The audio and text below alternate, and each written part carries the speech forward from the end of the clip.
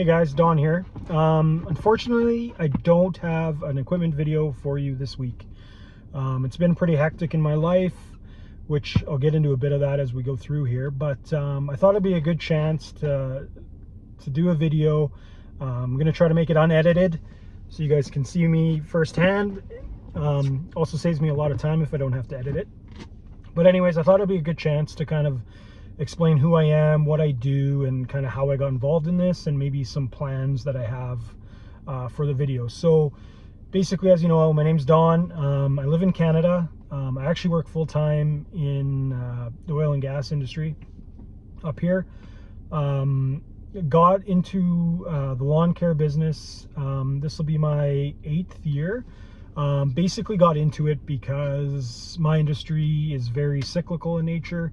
The lows are very low, the highs are great, but went through 7 or 8 rounds of layoffs at the company I was with, and just got a little worried about providing for my family and all that kind of thing. So started a side business, lawn care business. So it's still a side business.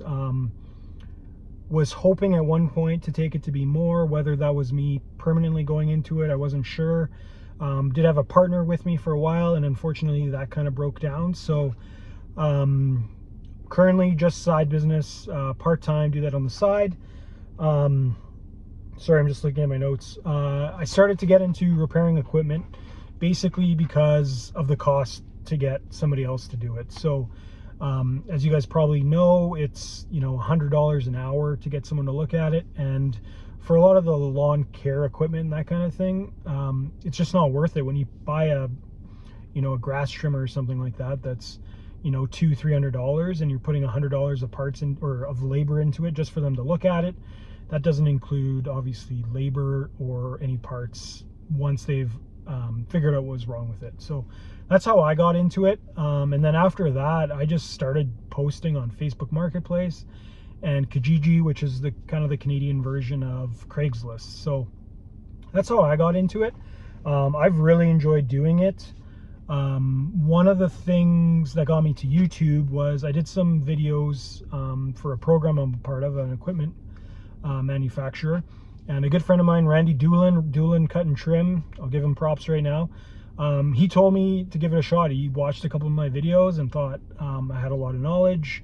I don't know if I really do, probably don't, but I do really enjoy doing it. And it was something I thought about doing years ago from somebody that I follow online. I really liked what he did, and honestly, I'd watch YouTube videos of his for hours on end just for entertainment. It wasn't for really learning anything that he was fixing. It was just entertainment for me, but I really did like it.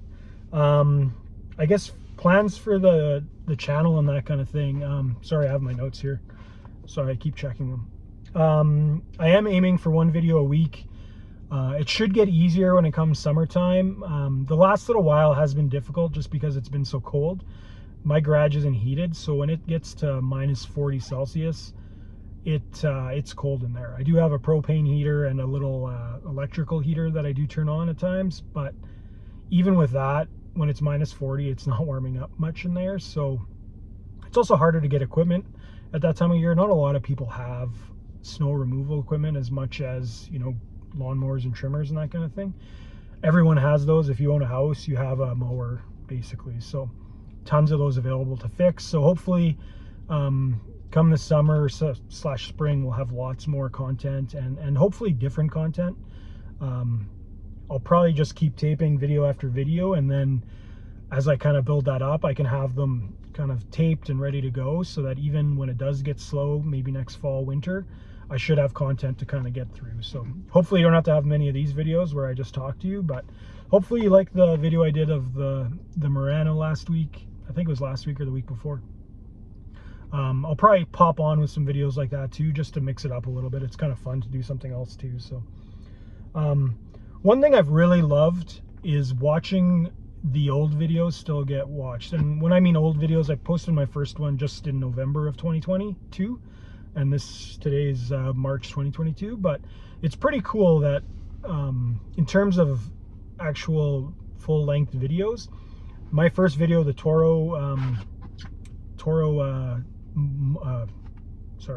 Toro snowblower, which was my first video, still consistently gets views every day. I think that's what's exciting about this video is and to go back and see, you can go onto YouTube once you have the YouTube Studio app, I think it's called. You can go on there and you can actually look back and see how people are finding the video, whether it's through a link, whether it's through just browsing YouTube, or whether they've actually done a Google search.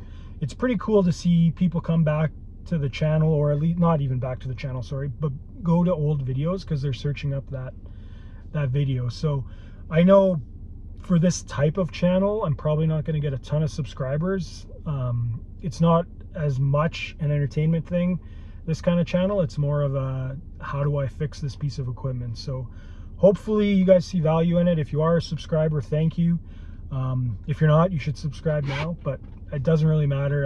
It's just a ton of fun. I've really enjoyed seeing the views and even some of the comments. I had some more negative ones today when I looked, but that is part of it. I was worried about that when I first did this. I don't do well sometimes with criticism, especially when it's not from a place of positive encouragement or anything like that.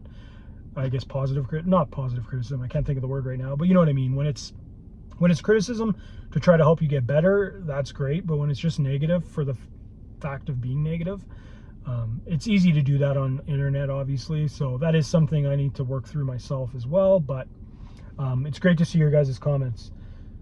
One of the things I was going to say, with my lawn care business, we do mainly residential lawns. I say we, meaning the business. It's just me. But one thing, when I was trying to grow the business and I had my partner, I had duplicates of everything, if not 3 or 4 of some items. So one thing I've been doing this winter is actually selling off a lot of my equipment. So some of the videos you've probably seen me working on, you know, the Stihl backpack blower, and talking about that, or those 2 knockoff, I can't remember what brand they were, Schroeder backpack blowers. I sold those off.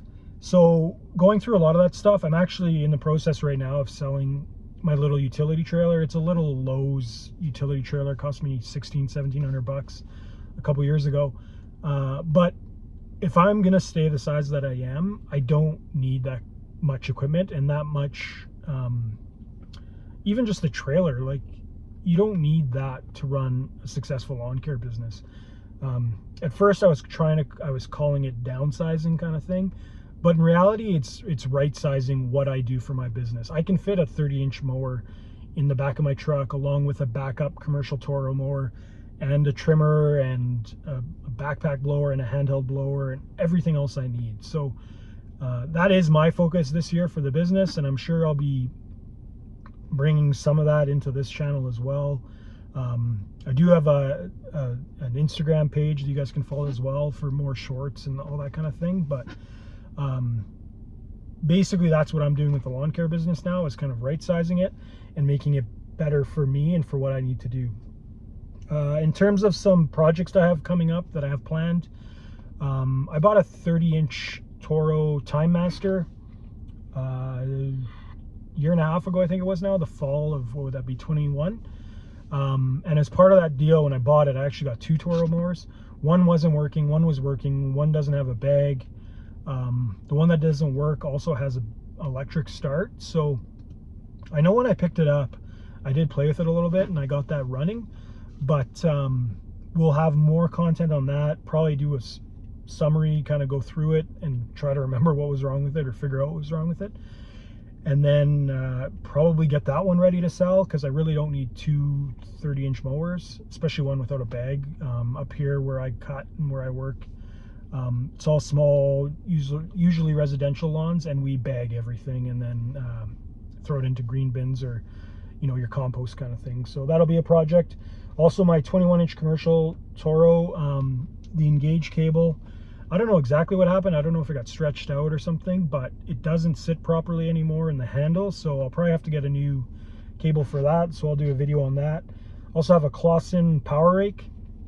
The last job I had last year, I remember when I was loading up to go to it for the power rake, I noticed that the wire on the Engage for the tines, at the top, the handle, It was super frayed and was basically hanging on by 2 or 3 threads. I remember taking some pliers and a bunch of tools so that if that cable broke, I could find a way to kind of jerry rig it so that I was able to pull it enough to keep it to run for that last job. And then at the end of the season, like everyone does, I kind of pushed it beside my garage, and it's been parked there ever since. So once the snow melts a bit on that side of the garage, I'll hopefully get out there, grab it, and get a new cable ordered, and we can work on that. Also have a Toro mower that somebody dropped off to me, kind of basically after the first snowfall last fall. The self-propelled on it isn't working, so I don't know if it just needs to be adjusted or it needs new belts, but that'll be a fun video to do. And then a couple other ones that have kind of been catching dust in my garage, but the Echo chainsaw you guys have probably seen, the 602 VL I think it is. Hopefully I have a video of that, putting it all back together, and it's kind of pretty much cleaned up. It just really needs to be put back together. Probably pull it over a couple more times to start it, and then honestly, like I kind of mentioned in the last video, I'll probably just empty the fluids and put it on the wall or on the shelf in the garage and keep it as kind of a keepsake. And then something I don't think I've showed you guys yet, but I have an old Sears ride-on mower that I actually got from a friend's, well, it was a friend's grandfather's. This thing's been in the family apparently for about 40 years, so it's super cool. I have some pictures. If I remember, I'll try to, maybe I'll put that as the thumbnail on this one, but it's pretty cool, and hopefully that'll be a fun project. That'll be a big project, but hopefully this summer when it gets nicer and with me, when I have some more time, hopefully be able to do some videos on that, because I think that'd be something that a lot of you would probably like. And then obviously also the $100 challenge. That's something I haven't forgotten about. I still have that Echo trimmer that I'm waiting to sell. Like I said, with spring, summer coming, more people will be looking for that kind of equipment, so I should be able to sell that. And I also actually just, there's an auction here in town that just went live Tuesday, I think it was. And I bid on a few items there too, so hopefully I'll be able to get some cool equipment. I bid on a couple different things, which was kind of exciting. Some stuff already has gone way up in value or bids, but hopefully I'll have a snowblower I was bidding on, and then some more handheld equipment kind of thing too. So anyways, guys, thanks for watching. Sorry I blabbed for 12.5 minutes. But hopefully kind of learn a bit more about me and where I come from, my background, and kind of the plans for the channel. And hopefully you guys keep watching. Like I said, I really don't expect too many subscribers and that kind of thing. It's obviously great to get them, and long term maybe that's something I get into is the more subscribers and the entertainment. But I will be trying to do some funny stuff along the way to keep everyone entertained, but also keep doing the mechanical stuff and getting those views, even long-term old ones, like that Toro snowblower I talked about. It's pretty cool to watch the views and to get the comments, like I said, to see.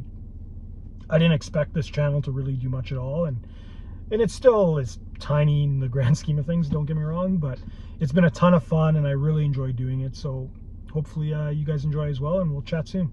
Have a good one. See ya.